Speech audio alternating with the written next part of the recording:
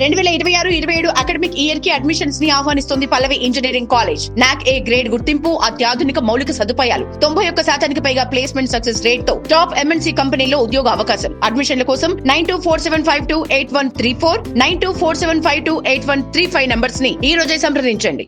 అంతర్జాతీయ నర్సుల దినోత్సవాన్ని ఎందుకు జరుపుకుంటారు? వైద్య రంగంలో డాక్టర్లు వ్యాధిని గుర్తిస్తే ఆ రోగిని కంటికి రెప్పలా కాపాడుతూ ప్రాణాలు పోసేవారు నర్సులు. రోగికి నిరంతరం తోడుగా ఉంటూ చికిత్స అందించడంలో కీలక పాత్ర పోషించే నర్సుల సేవలు వెలకట్టలేనివి. అందుకే ఏటా మే 12న ప్రపంచవ్యాప్తంగా మనం అంతర్జాతీయ నర్సుల దినోత్సవాన్ని జరుపుకుంటున్నాం. అసలు ఈ రోజునే ఎందుకు జరుపుకుంటాం?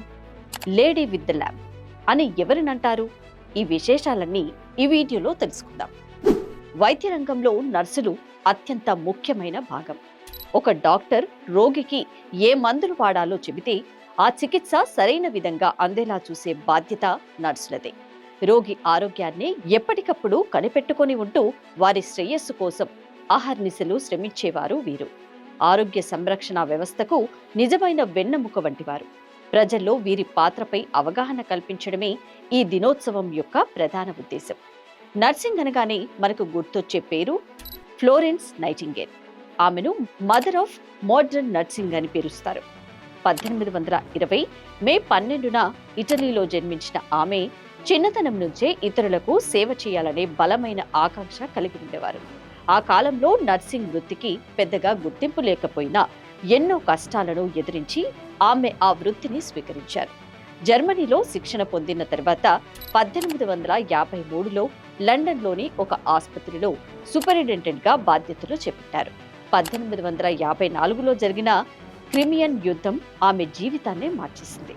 యుద్ధంలో గాయపడిన సైనికులకు సేవ చేయడానికి ఆమె తన బృందంతో కలిసి యుద్ధ భూమికి వెళ్లారు.